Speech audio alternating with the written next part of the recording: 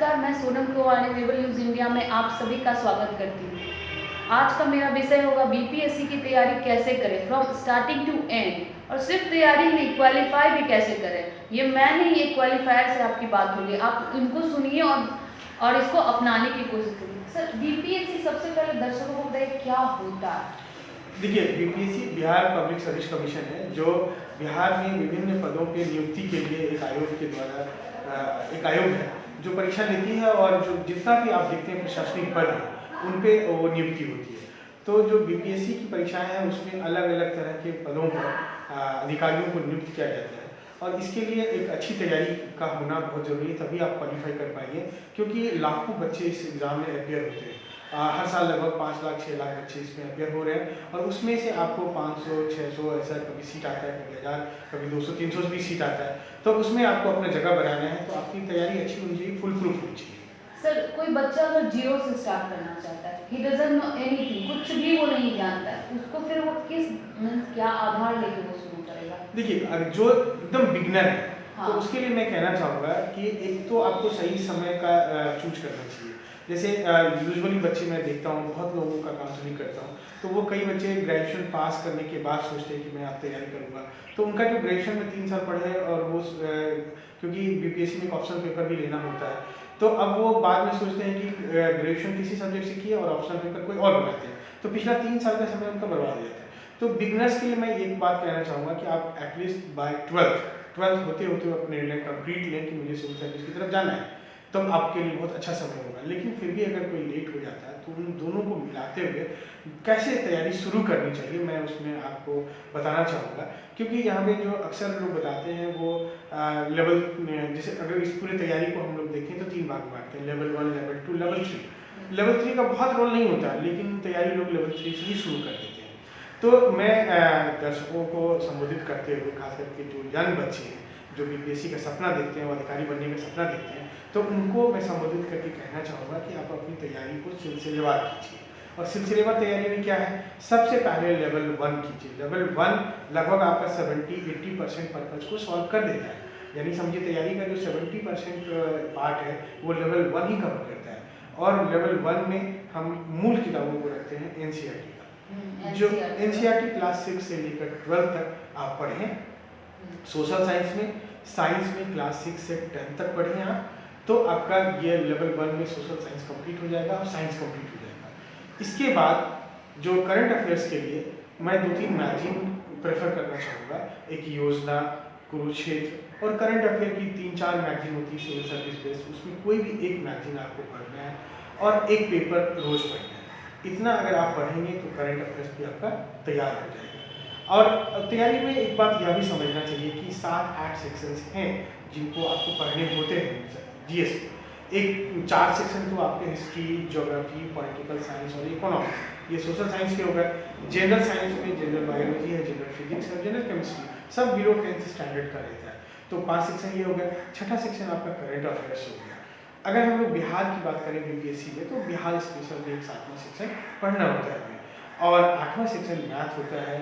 Prelims में general math होता है, 10 क्वेश्चन होते हैं, और जो जीएस होता है उसमें 2 क्वेश्चन होता है 72 नंबर का, डेटा इंटरप्रिटेशन का, डीआईएस को बोलते हैं। तो मैथ्स भी आपको एक सेक्शन पढ़ना होता है।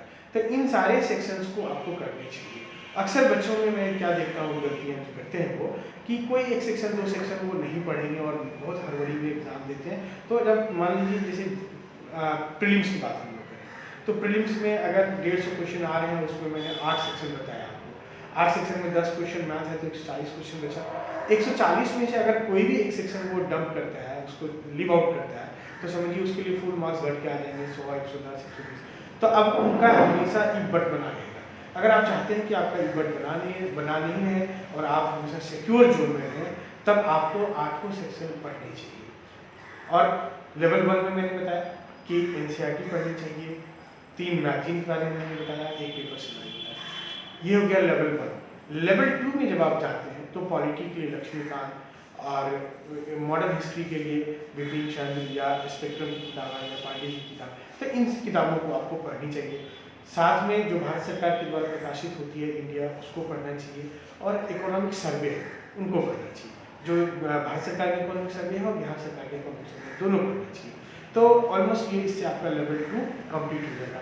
लेवल 3 में जब आप जाते हैं तो different types of magazine, practice set और नोट्स वगैरह आते हैं। तो अक्सर बच्चे क्या गलती करते हैं, लेवल 3 से शुरू करते हैं। वो क्या करते हैं कि जो डिफरेंट काइंड्स ऑफ मैगजीन्स हैं, जो लाल हरा पीला इस तरह के कवर्स में, अट्रैक्टिव कवर्स में रहते हैं, उनको पढ़ना शुरू करते हैं, उन्हीं को बेस बुक बना लेते हैं और हमेशा उनके लिए ईबट बना रहता है। अगर प्रीलिम्स पास भी हो जाएंगे तो मेंस कभी नहीं होगा उनसे, मेंस हो गया तो कभी इंटरव्यू लड़ जाएंगे, क्योंकि उनका विजन ओपन नहीं होगा। विजन तभी ओपन होगा जब वो एनसीईआरटी पढ़ेंगे, बेसिक मूल किताबें पढ़ेंगे, मैगजीन्स पढ़ेंगे साल भर, तब जाके और पेपर्स पढ़ेगा, एडिटोरियल पढ़ेगा, फिर जाके उनका विजन क्लियर होगा। और म्यूचुअल डिस्कशन बहुत जरूरी होता है कि आप पीयर ग्रुप बनाएं या अपना एक मेंटर्स बनाइए। मेंटर्स भी ऐसे लोग को बनाइए जो एग्ज़ाम का जिसके पास एक्सपीरियंस हो, या तो क्वालिफाई किया हो या बहुत उसमें दूर तक गया हुआ आदमी हो, तो ऐसे लोग ही आपको सही रास्ता दे सकता है। वरना मान लीजिए अभी हर कोई निकल पड़ा है गाइड करने के लिए और कुछ भी वो बोले जा रहा है। मैं कभी कभी देखता हूँ यूट्यूब पे, तो ऐसा लगता है कि ये तो एक तरह से क्रिमिनल एक्ट है और वो समझिए कि बच्चों के लिए एक गाइड कम और मिसगाइड बेसी होता है। तो इससे भी बचना चाहिए बच्चों को कि आप किसका सुन रहे हैं। वैसा नहीं सोचना है कि कोई बहुत सारे ऐसे यूट्यूब में मैं टीचर्स को देखता हूँ जो बहुत बेसिक बात, छोटी छोटी बात बता देंगे और बहुत पॉपुलर हो जाते हैं, क्योंकि छोटी बात बच्चों को तुरंत समझ में आ गई। जैसे बोल दिया एक लाइन की माउंट एवरेस्ट जो है सबसे बड़ा चोटी है, इतना बोल दिया बच्चों को समझ में आ गया। लेकिन उसके साथ जो कॉम्प्लेक्स और बातें हैं कि वो कहाँ पे लाई करता है और वो भारत का हिस्सा है कि नहीं है, इन सारी बातों को जब हम लोग डिटेलिंग करने लग जाते हैं तब जाके हमारा क्वेश्चन पास होने लायक सॉल्व होगा। तो इन चीज़ों से बचना चाहिए। जो इस तरह के पुअर यूट्यूबर्स हैं उनसे आप बचिए।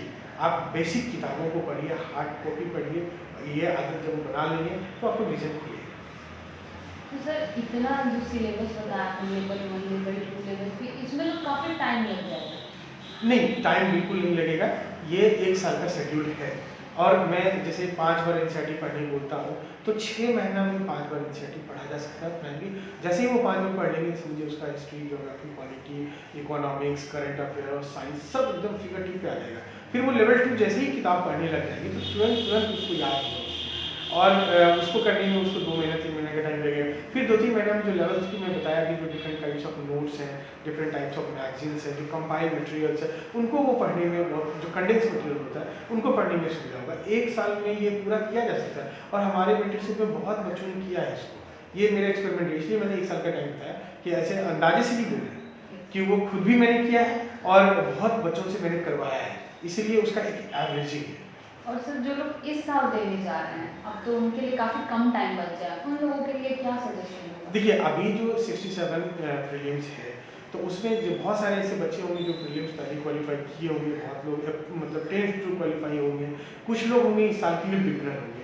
उन सबों के लिए मैं बोलूँगा कि अभी आपके हाथ में मतलब कम से कम 3 महीना का समय है, क्योंकि डेट अभी निर्धारित नहीं हुआ, मोस्ट प्रोबेबली अप्रैल या मई में एग्जाम होगा। तो still you have 3 months in your hand. In 3 month में आप फिर से बेसिक किताबों को पढ़िए। जैसे ही एक बार डेट अनाउंस हो जाएगा प्रीलिम्स का तो आप क्या करिएगा कि जो पीटी मोड होता है हम लोग उसमें शिफ्ट करते हैं। पीटी मोड क्या होता है कि जो डेटा बेस्ड चीज़ें हैं, जो इंफॉर्मेटिव चीज़ें हैं, उन पे हम लोग थोड़ा स्ट्रेस करते हैं। तो जब जैसे ही डेट अनाउंस हो जाएगा एग्जाम का प्रीलिम्स का, तब आप उसमें शिफ्ट करेंगे। तो 15 डेज जो अभी मान लीजिए टेक्स्ट बुक पढ़ता रहेगा तो उसके लिए 15 दिन का समय बहुत होता है, तो वो आराम से उसमें कवर कर सकता है, रिवाइज कर सकता है। तो सर ये जो ऑप्शनल है, कई बच्चे इसमें पीछे रह जाते हैं। मीन्स अगर वो ग्रेजुएशन कर रहे हैं फिजिक्स से तो वो कोई ज्योग्राफी ले लिया, कोई हिस्ट्री ले लिया, जिसका भटकाव हो जाता है। तो ऑप्शनल के लिए आप क्या सजेस्ट करेंगे? देखिए ऑप्शनल के लिए मैं यही सजेस्ट करूँगा कि एक तो यही वजह है कि मैं बच्चों से कहता हूँ जिनको भी सिविल सर्विसेज देना है तो आप 12th के साथ ही उसको निर्णय लीजिए और ऑप्शनल पेपर वही बनाए जिसमें आपने ग्रेजुएशन में एडमिशन लिया होगा।